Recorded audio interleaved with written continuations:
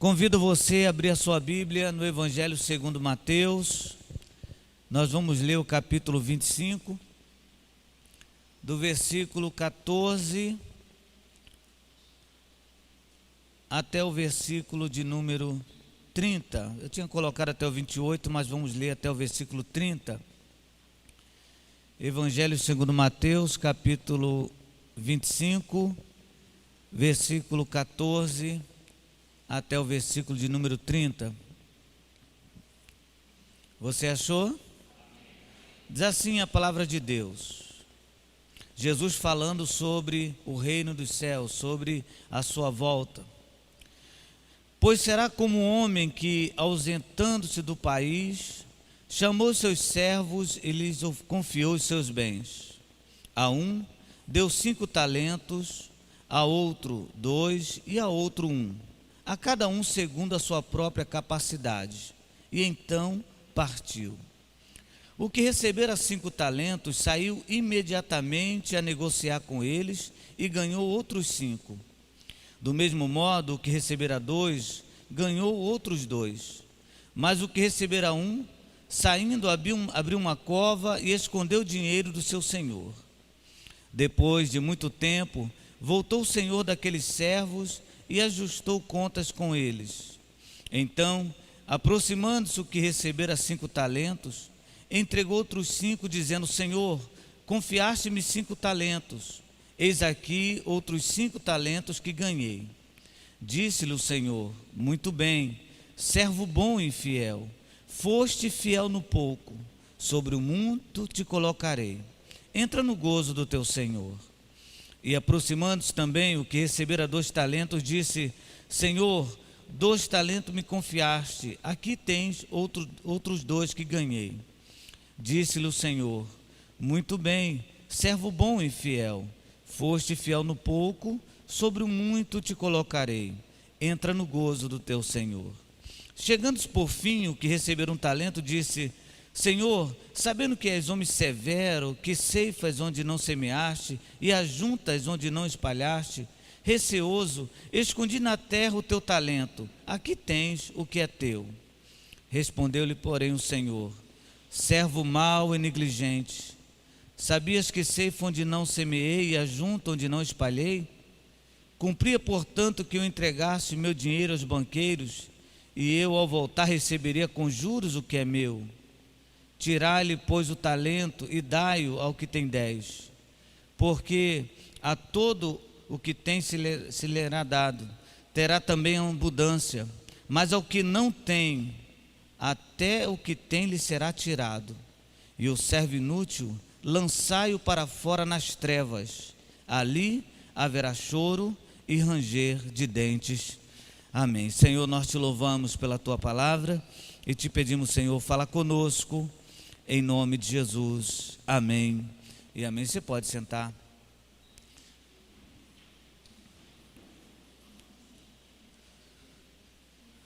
Meus amados irmãos, nós vamos meditar nessa manhã sobre talentos. É muito óbvio, né, pela leitura que fizemos.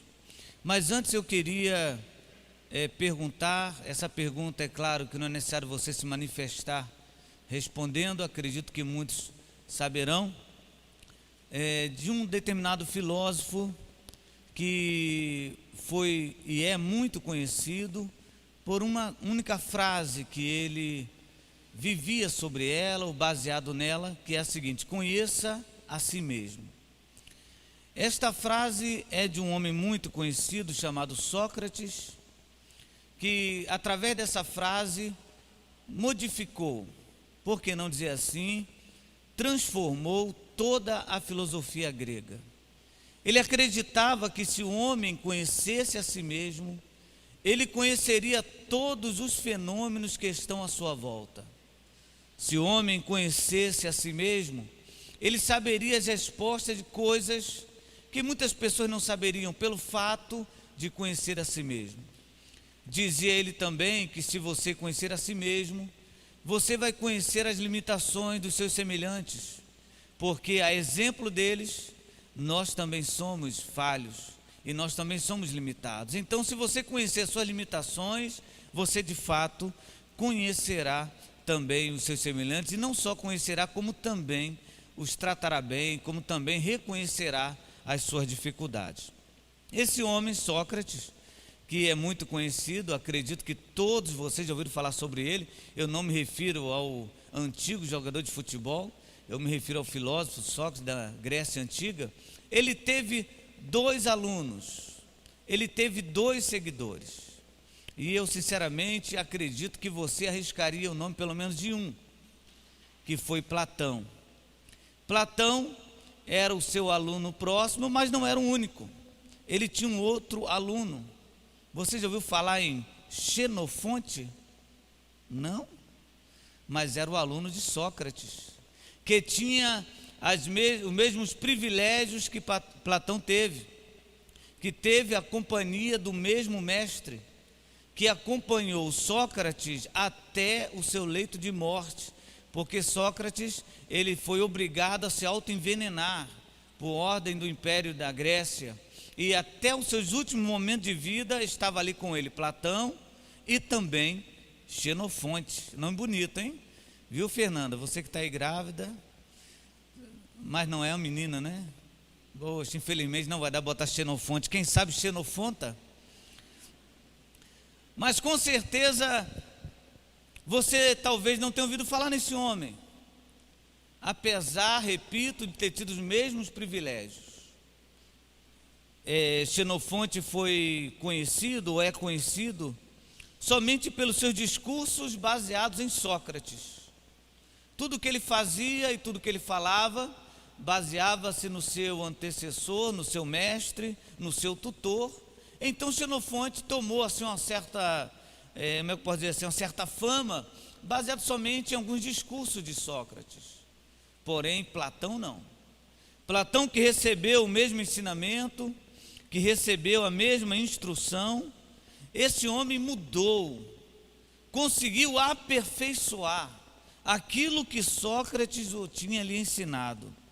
Platão, para você ter ideia, ele construiu, ele criou os alicerces da filosofia natural, da ciência e da filosofia ocidental.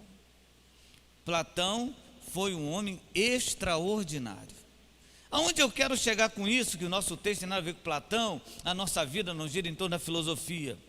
Eu quero dizer para você o seguinte, que os dois tiveram a mesma oportunidade, mas se destacaram de forma totalmente diferente. Os dois receberam os mesmos talentos, os dois eram filósofos, os dois tinham a mesma bagagem de conhecimento, mas um se destacou mais e o outro, por sua vez, se destacou menos. A pergunta que vem à minha mente, acredito que também deveria estar no seu coração agora, na introdução dessa mensagem, é o que esse homem com um nome tão, como é que eu posso dizer, tão místico não, mas tão estranho, né? Xenofonte. O que esse homem fez com todo o conhecimento que ele tinha? O que esse homem fez com tudo aquilo que ele adquiriu através do seu mestre? E essa pergunta, ela pode e deve ser contextualizada da seguinte forma: o que eu estou fazendo com todo o conhecimento que eu tenho? O que você está fazendo com tudo aquilo que Deus te deu o privilégio de você saber? O que Deus te deu, e você, com essa dádiva, você está crescendo, ou você será mais um Xenofonte na vida, que passará na vida sem marcar a história de ninguém, que passará e depois da sua geração, quem sabe os seus netos lembrarão de vocês. O que você tem feito com aquele talento que você tem? Nós lemos um texto, eu não sei se você notou, que desde o capítulo anterior, Jesus está falando sobre a sua segunda vinda. Jesus está falando sobre o reino dos céus. E para os teólogos mais exigentes, Jesus está falando da sua parousia, viu? A palavra grega quer dizer sua volta, seu regresso, seu retorno. Jesus está falando de coisas que ele vai fazer, que coisas vão acontecer, e ele começa a descrever desde os sinais dos tempos. Ele começa a falar de terremotos, de guerras, de pai contra filho, e ele vai discorrendo seu discurso e começa a falar o que ele vai cobrar dos seus servos quando ele voltar. E quando ele começa a falar sobre isso, primeiramente ele usa a parábola das 10 virgens, dizendo que o crente, que o seu servo, que o discípulo tem que estar preparado, né? O óleo ali representando o preparo, a graça. E depois ele começa a falar o que ele vai cobrar dos seus servos. E para fazer essa cobrança, ou para ensinar sobre essa cobrança, ele usa essa parábola, a parábola dos 10 talentos. Então vamos aprender um pouquinho o que Deus, o que Jesus, o que Cristo é o teu Senhor, o que o teu Senhor vai cobrar de você e vai cobrar também de mim. Primeiramente, me permita falar para você que existem algumas interpretações sobre esses talentos. A primeira interpretação sobre esse talento é que alguns estudiosos dizem que esses talentos significam somente habilidades naturais e espirituais, ou seja, os dons naturais e os dons espirituais. Os dons naturais, eu já tive aqui o privilégio de conversar com vocês sobre eles, que são os dons que toda pessoa pode adquirir, e muitos deles vêm através de forma genética. O pai era, o filho também é. São os dons naturais, exemplo, cantar, e toda vez quando falo isso o levita fica atribulado, né? Porque nenhum levita gosta de ouvir falar que o dom de cantar é natural. Não, pastor, pelo amor de Deus, é um dom espiritual, veio do céu, a laje se abriu, Deus falou comigo, me deu um castiçal, ungiu minha garganta, minha língua pegou fogo. Querem fazer um negócio? Não, mas cantar é um dom natural. Como também, para muitas pessoas, essa palavra talento aqui significa os dons espirituais. Por isso, a palavra talento que nós ouvimos hoje é oriunda desse termo grego, dessa parábola. Então, a partir desse momento, essa palavra talento, ela surge no mundo para definir qualidades e habilidades. Então, quando você hoje fala assim, você é talentoso, você está usando uma palavra que Jesus a utilizou pela primeira vez para definir como talento. Para outras pessoas, a outra interpretação é que os talentos são oportunidades. Ou seja, Jesus te salvou, o que você está fazendo com esta oportunidade de uma nova vida? O que você está fazendo com a oportunidade que o Senhor te concedeu de te dar uma nova chance? O que você está fazendo com a sua vida espiritual? Para muitos, talento é simplesmente isso. Quando eu falo simplesmente, não estou desvalorizando a salvação, por favor, não pense assim. Mas eles limitam a palavra talento à oportunidade de uma nova vida. Eu vou dizer para você qual é a minha conclusão pessoal sobre esta palavra. Depois de estudá-la um pouquinho, eu quero dizer para você que essa palavra talento aqui usada por Jesus é muito mais do que habilidades naturais ou dons espirituais. É muito mais do que isso, é muito mais elevado do que isso, é muito mais profundo do que isso. O que é então, pastor, segundo a sua visão, o seu entendimento? Para mim, essa palavra talento aqui é o seguinte: é tudo aquilo que fazemos e tudo aquilo que sabemos. Você sabe muito bem que há uma grande diferença, há uma grande distância entre a teoria e a prática. Há uma grande distância entre o que você sabe e o que você faz. Você já corrigiu seu filho e falou assim: você não podia, um exemplo, dormir sem escovar o dente. Aí o seu filho fala assim: eu sei, mãe. Por que não faz, besta? Você não fala isso para ele? Talvez você está com chinelo na cabeça dele. Você não sabia? Por que é necessário eu cobrar isso de você? Está dando para você compreender o que Jesus está falando? Você não sabia que era para fazer? Por que você não fez? Eu não te ensinei, eu não te mandei, eu não te vocacionei. Jesus não vai cobrar, Giliardi, somente o que nós fazemos ou fizemos. Ele vai cobrar principalmente do que nós só sabemos ou soubemos e não praticamos. Então essa palavra talento aqui para mim, ela abrange, ela atinge não somente a minha vida prática como cristão, mas tudo aquilo que eu aprendi. Por isso eu comecei essa introdução citando os 2 discípulos daquele tão famoso filósofo. E vamos ver agora, mediante essa palavra aqui, o que nós temos que saber sobre talento e o que nós devemos praticar com o nosso talento. E eu queria que você repetisse: eu preciso saber, mas eu preciso fazer. Vamos então repetir mais uma vez: eu preciso saber, mas eu preciso fazer. Na escola de Cristo não tem somente a parte teórica, é tudo misturado. É como os jovens dizem, junto e misturado. Vamos ao versículo de número 14, onde a Bíblia fala assim: chamou seus servos e confiou-lhes o quê? Os seus bens. Quando a Bíblia fala os seus bens, ela está dizendo que os bens são dos servos ou são do Senhor? São do Senhor. A Bíblia é bem clara, fala assim: olha, o Senhor chamou seus servos e o Senhor confiou a eles os bens que pertencem ao Senhor e não aos servos. Então, se o Senhor lhe deu algum talento, se o Senhor lhe emprestou, vou corrigir a frase, algum talento, é necessário você saber que os talentos não são seus. Não é seu a habilidade, ou não é sua habilidade, que você tem de fazer nada. Não, Deus me deu esse talento, e por causa desse talento eu tenho que cobrar.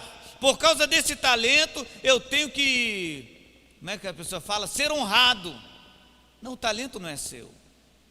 Algum tempo atrás, eu estava participando de uma reunião com a prefeita e seus secretários, e eu estava ali. E no meio da reunião, a prefeita fala o seguinte: algum secretário tem alguma palavra, alguma reclamação, alguma sugestão?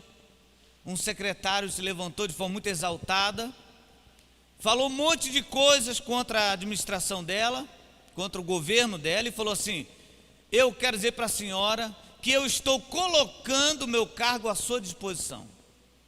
O clima ficou tenso, e ela, de uma forma mansa, falou assim: eu queria ensinar o senhor secretário que o senhor não está entregando o seu cargo à minha disposição. O seu cargo sempre esteve à minha disposição. Da mesma forma é o talento. A mesma caneta que assina sim, é a mesma que assina não. A mesma mão que te dá, é a mesma mão que tira. O Senhor é o que dá vida, e o Senhor é que tira a vida. Então o talento não é meu. Eu não posso me vangloriar em nenhum momento e dizer: não, porque eu sou muito habilidoso no falar, porque eu sou muito habilidoso no cantar. Se você recebeu um talento de Deus, aprenda essa primeira lição: não é seu, é de Deus. E porque é de Deus, Ele vai cobrar de você. Se Deus te deu um talento de cantar, de ensinar, desde os adultos até as crianças, saiba, se você fizer de forma relaxada, Deus vai cobrar, porque esse talento não é seu. E Ele deu a você não por sua causa, como já falei aqui em outras reuniões. Deus deu esse talento a você por causa de outras pessoas que precisam. E por causa das outras pessoas, Ele agraciou você com talento, mas esse talento não é seu. Vou aqui relembrar as palavras do apóstolo Paulo, que dizia: porque dele, por ele e para ele são todas as coisas, glória, pois, a ele eternamente. Versículo de número 15, a Bíblia nos diz o seguinte: a um deu 5 talentos, a outro 2 e a outro 1, a cada um de acordo com a sua capacidade. E em seguida partiu de viagem. Existem 2 coisas aqui que nós temos que aprender sobre talento. A primeira é muito óbvia, é que Deus dá como quer. Aqui a Bíblia não fala que ele deu 5 talentos porque esse era mais rico, e deu 1 porque esse era mais pobre, ou vice-versa. Não, não há nenhuma discriminação pessoal, não há nenhum tipo de critério na distribuição. Deus decidiu. Chegou um exemplo que eu vou dar: Irmão Edgley, vou lhe dar 5 talentos. Irmão Elias, vou lhe dar 1 talento. É bem verdade, bem que eu queria ter esse talento aqui para te dar. Irmão Taruga, eu vou lhe dar aqui 2. Mas por que, de repente, um exemplo, por favor, o meu querido irmão Taruga se revolta, fala, mas por que o Edgley tem 5? Por que ele veio de terno? Não. Qual seria a resposta minha? Porque quis. É como Deus faz na distribuição de talento. É como lhe aprouve. É como Ele quer. Não há um critério, não é porque você pediu, não é porque você é bom, não é porque você é teólogo. Ele decidiu. Se Deus te deu algum talento, glorifique a Deus porque Ele achou graça em você. Mesmo que você não consiga olhar para si mesmo e enxergar nenhum talento, nenhum merecimento, o Senhor olhou para você e falou assim: eu vou capacitar essa besta quadrada. É desse jeito que funciona. Você tem talento? Quem tem talento aqui? Não, levanta a mão mais alta. Você está com medo da pregação? Isso. Foi Deus que te deu. E deu porque quis.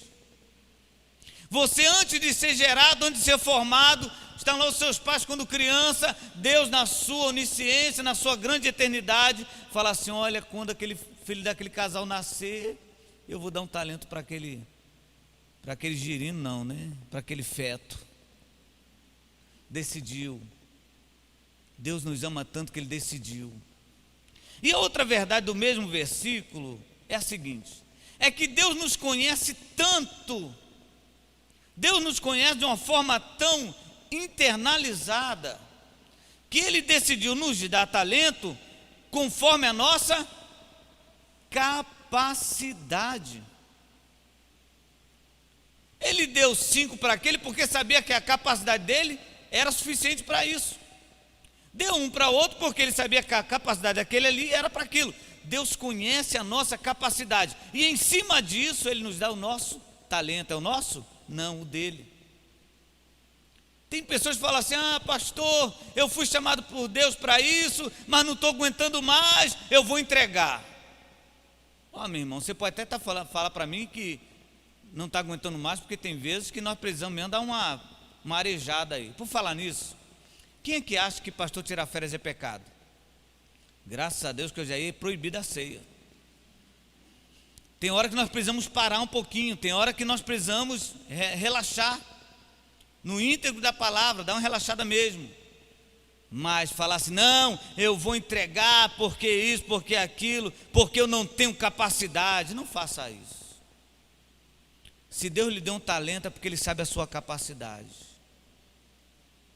Se esforce, se esmere, se dedique, faça o seu melhor, porque o Senhor te deu capacidade, porque o Senhor te deu um talento segundo a sua capacidade. Ah, pastor, mas o senhor tão pequeno. Aí entra aquela pseudo humildade, aquela falsa espiritualidade. Ah, eu sou pequeno, sou pó e cinza. Para com esse discurso. Se Deus te deu um talento, exerça o seu talento conforme a sua capacidade. E eu vou aqui usar o Bispo Miguel como exemplo. Eu saindo do trabalho, cansado, uma terça-feira de muito trabalho, já era aproximadamente 6h40 da noite, e eu tinha que pegar uma rodovia, e a rodovia, se eu for direto, eu ia para minha casa. Eu liguei para ele e falei assim: bispo, eu sei que hoje é terça-feira, mas eu estou muito cansado. O senhor me libera do culto hoje? Aí ele: ô meu filho, claro, faça o seu melhor. O que eu fiz? Fui para a igreja. Não era melhor falar não? Porque se ele falasse não ia me fazer refletir tanto. Não, meu filho, faça o seu melhor. Então essa palavra para nós nessa manhã: faça o seu melhor. Se Deus te deu talento, faça o seu melhor. Mas eu não sei, Deus te deu talento porque Ele conhece a tua capacidade. Versículo de número 16, a Bíblia fala assim, eu estou lendo numa versão aqui no meu esboço de forma diferente, porque peguei da NVI. Versículo 16. O que havia recebido 5 talentos saiu imediatamente, aplicou-os e ganhou mais 5.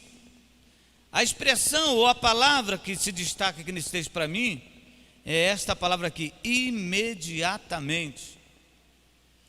Ele recebe os talentos e de forma imediata, de forma rápida, sem pensar, quando falo sem pensar, sem demorar, ele sai para negociar os talentos que lhes foram dados.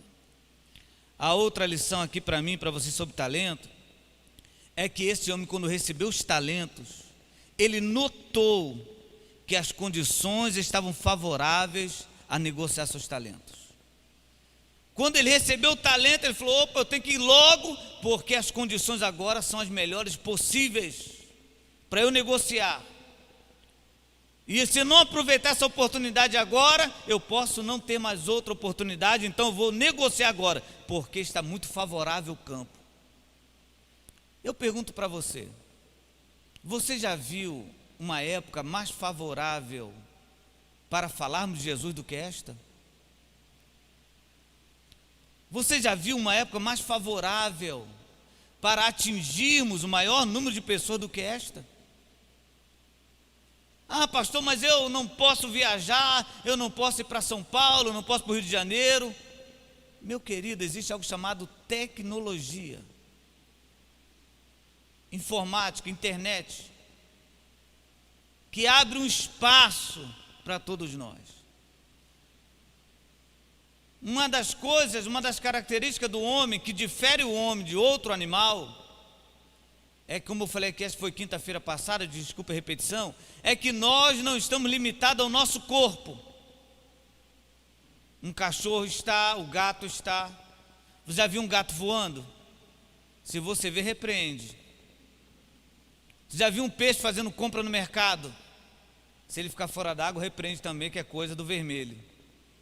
Mas nós não. Como disse aqui, nós não temos asa, mas voamos. Nós não podemos correr mais de 40 km por hora, mas corremos, porque temos condições. Não existe momento mais favorável de você empreender o seu talento do que hoje. Você tem que entender essa verdade. Se Deus te deu um talento, o emprego desse talento é agora. A aplicação desse talento tem que ser já, agora. Por 2 razões. Primeiro, porque as oportunidades estão à nossa frente. Você não pode perder a oportunidade. Segundo, porque Jesus está voltando. Ele está muito próximo de voltar, irmãos. Os sinais confirmam isto. Jesus está voltando. Aleluia. Eu posso dizer para você com toda a certeza do meu coração, eu vou matar a saudade do céu. Jesus está voltando. Ele está voltando. Aproveite esse momento, aproveite essa oportunidade e cumpra aquilo que Deus colocou na tua mão, porque quando Ele voltar, Ele vai chamar cada um de nós e vai pedir os talentos que Ele nos deu. Quem sabe você vai falar como esse homem que entendeu a urgência do emprego do talento e vai falar: Senhor, Tu me deu 5, está aqui mais 5. Ou talvez talvez você, talvez algum de nós, viemos falar: Senhor, Tu me deu 1, eu enterrei. O que você está fazendo? Vamos ao versículo de número 26, vamos pular aí 10 versículos.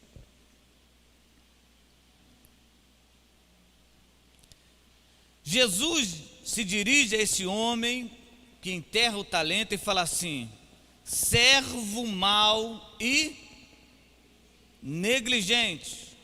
Eu queria que você, se puder e quiser, claro, sublinhe essa expressão na sua Bíblia. Servo mau e negligente.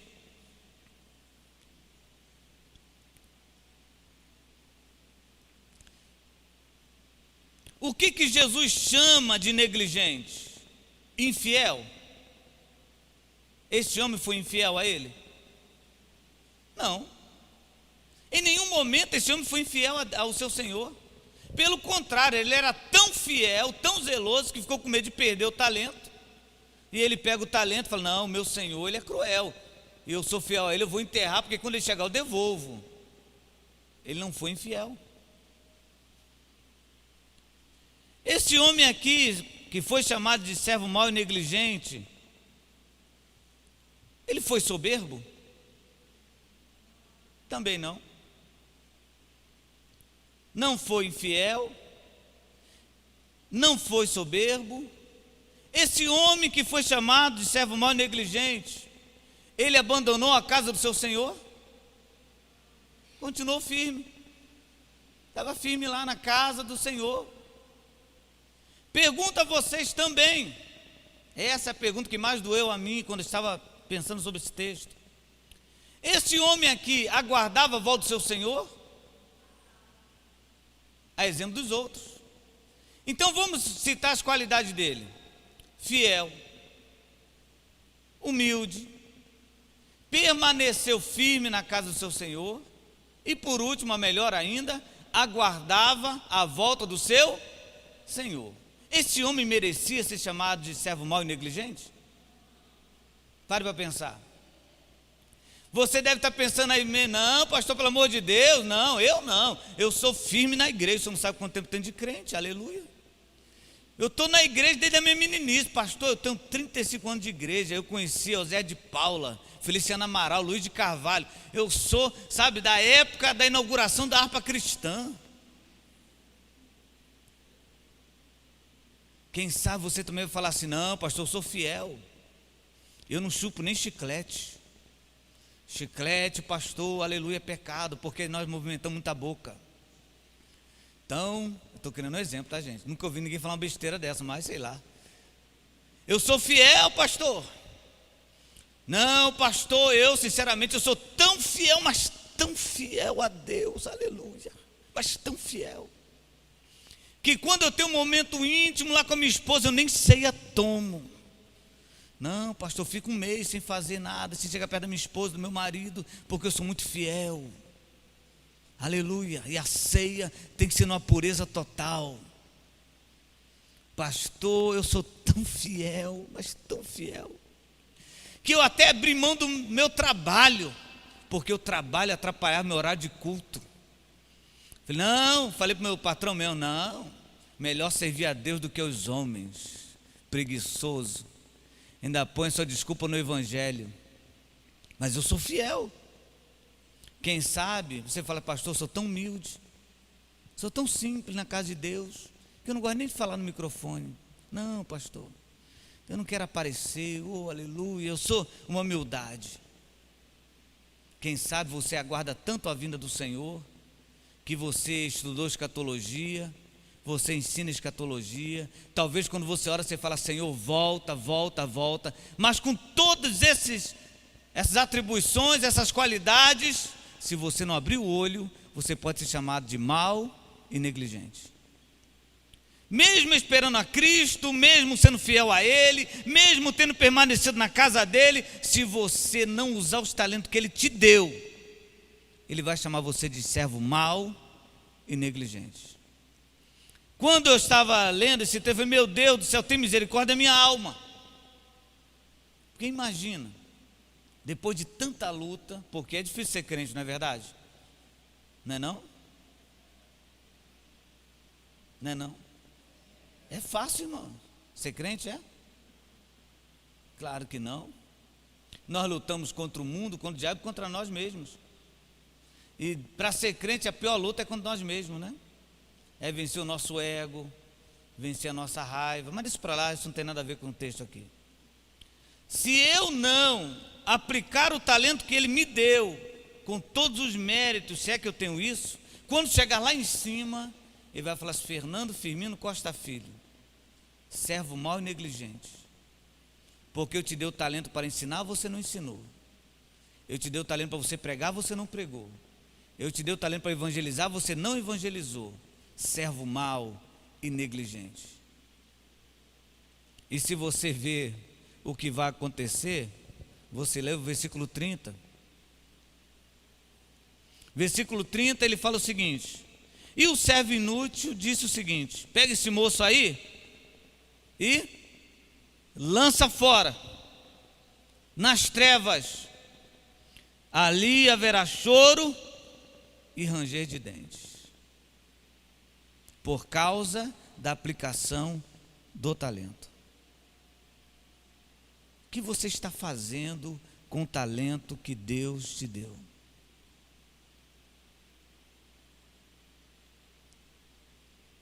O que você está fazendo com ele? Será que você acredita que o fato de você cantar, participar das reuniões, participar da mesa do Senhor, será que você acredita que isso é suficiente? Você está fazendo o melhor com seus talentos? Você está se aplicando para fazer o melhor para Deus? Vamos ao versículo 19. Vamos agora voltar do 26 ao 19.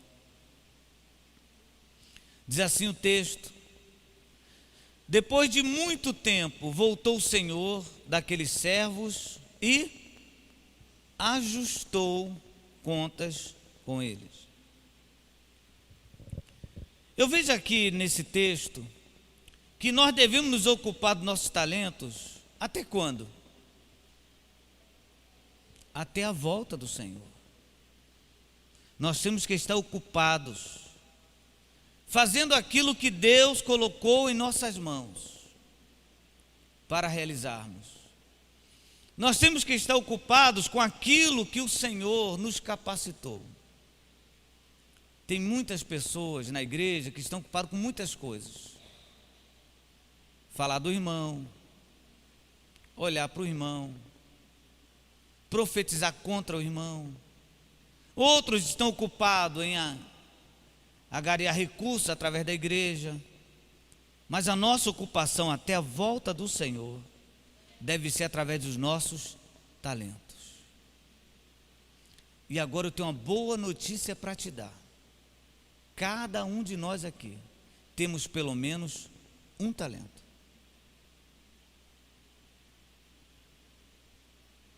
Você que não encontrou ainda, saiba dessa verdade. Deus te deu pelo menos um talento. Pelo menos. Dizia um determinado pregador que no máximo 5. Mas ele te deu um.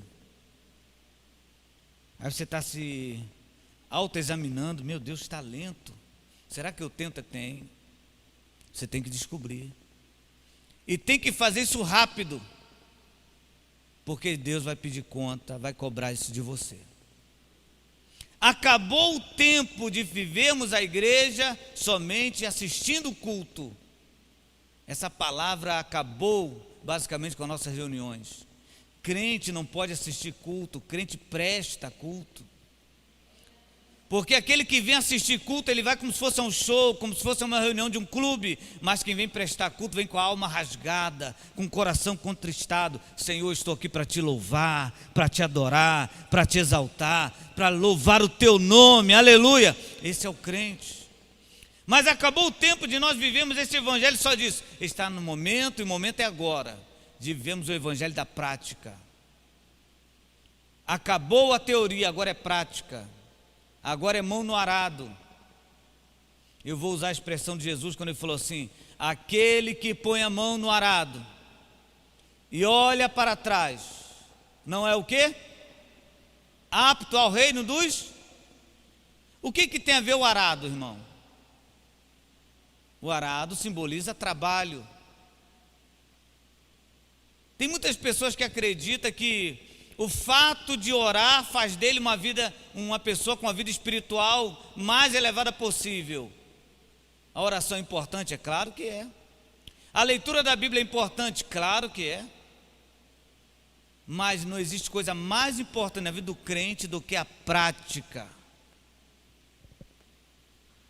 Você orar e acabar de orar xingar um palavrão, Deus te guarde. Você estudar, ler a Bíblia e não praticar, que o Senhor tem misericórdia da tua alma. Por isso Jesus fala, aquele que põe a mão no arado e não pratica, e não faz, e não age, esse não é apto ao reino dos céus. não é saber, você entende? Lembra da introdução? Talento para mim é muito mais do que você faz. Para mim, talento está naquilo que você sabe. O que Deus te deu? Qual é a sua formação? Deus te deu um talento, meu irmão, minha irmã. O que você está fazendo com aquilo que você sabe? Você vai levar para o seu túmulo? A única herança, irmão, que vale a pena deixar no mundo chama-se conhecimento. Porque as outras heranças também perecem. A casa também é destruída, o carro também acaba, mas a herança conhecimento, ela nunca vai deixar de existir. O que você tem feito com o conhecimento que Deus te deu? Aonde você tem aplicado o saber que está na sua mente? Por que você pede a Deus para Deus te instruir? Por que você pede a Deus, Senhor, abre uma porta de uma faculdade para mim? Por que Deus abriu? Deus abriu para que você aplicasse esse conhecimento na sua obra e nas vidas das pessoas. Você pode ser um Platão, você pode ser um Xenofonte. Quem você escolhe? Se nós pudéssemos espiritualizar, mas não podemos, mas vou somente fazer uma ilustração aqui, o Xenofonte vai para o inferno. E o Platão será recebido. Repito, ilustração. Como você será chamado? Eu quero que você, por favor, leia comigo versículo 21, e depois nós vamos ler outro versículo, que é o 26, 21 e 26. Disse-lhe o Senhor: muito bem, servo bom e fiel.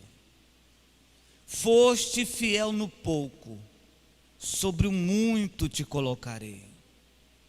Entra no gozo do teu Senhor. Você pode dizer glória a Deus por essa palavra? Foste fiel no pouco. E quando lemos esse texto aqui, nós materializamos, já notou isso? Nós temos a tendência normal, limitada e rasa de materializar tudo. Não, Jesus está falando o seguinte: se eu for fiel no dízimo, quando eu receber 100 reais, Deus vai me colocar no salário de 1.000. Não tem nada a ver. Deus não está falando de dinheiro, Ele está falando de céu. Fiel no pouco, nessa vida limitada do mundo. Você foi fiel no sofrimento, você foi fiel na sua limitação, sobre o muito. E que muito é esse? Ruas de ouro, muro de cristal. Ali não haverá choro nem ranger de dentes, mas o Senhor enxugará dos nossos olhos toda lágrima. É sobre isso que ele está falando. E ele completa falando assim: venha, entra no gozo do seu Senhor, entra no céu. Que palavra maravilhosa, irmãos. Todavia, nós também podemos ouvir o que diz o versículo 26. Servo mau e negligente. E aí completa-se a sentença no versículo 30. Lançai-o para fora, ali nas trevas, porque ali tem choro e ranger de dentes. Tudo isso por causa dos talentos. Aqui não está em jogo, repito, oração, não está em jogo aqui leitura de Bíblia, aqui está em jogo prática da fé. Evangelho é prática, evangelho é vida, evangelho é rotina de vida. O que você vai ouvir de Cristo? Eu queria que você ficasse de pé junto comigo, por favor.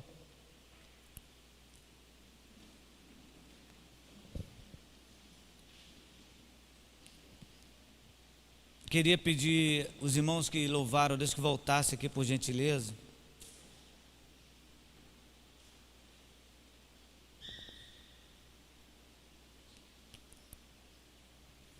Nós vamos louvar a Deus com a música. Pode ser aquela aleluia mais conhecida, o pessoal não precisar ter que abrir o olho para acompanhar a letra. Eu queria que você fizesse dessa canção, ou aproveitasse o tempo dessa canção, para fazer uma reflexão pessoal. Não é para você olhar para ele, será que o pastor está usando os talentos? Não, não é isso. É para você perguntar, será que eu estou usando os meus talentos? Será que eu estou fazendo o meu melhor? Será que quando chegar lá em cima eu vou ouvir do Senhor dizendo, servo bom e fiel, foste fiel no pouco, sobre o muito eu vou te colocar. Os irmãos estarão louvando a Deus, nós vamos refletir, nós vamos meditar.